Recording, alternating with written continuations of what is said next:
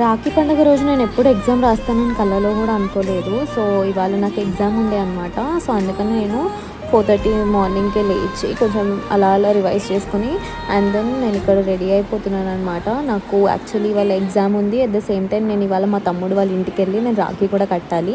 So అందుకని నేను ముందరే రెడీ అయిపోతున్నాను. ఎగ్జామ్ నుంచి డైరెక్ట్‌గా వెళ్ళిపోదామా, లేకపోతే నేను ఇంటికొచ్చి then bye Rakhi and after I should go అనేది నేను ఇంకా ప్లాన్ చేయలేదు. సో అందుకనే నేను ముందరే రెడీ అయిపోదాం సరే అని చెప్పి నేను ఇక్కడ రెడీ అయిపోతున్నాను.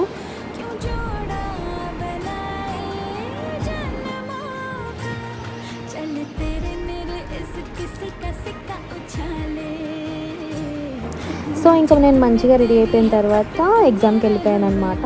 ఎగ్జామ్కి వెళ్ళి మంచిగా ఎగ్జామ్ రాసి ఆ తర్వాత నేను ఇంటికి వచ్చి కొంచెం రెస్ట్ తీసుకొని అన్నం తిని తర్వాత మళ్ళీ నేను మా తమ్ముడు వాళ్ళ ఇంటికి వెళ్ళాను అనమాట రాఖీ తీసుకొని. So this was my Rakhi for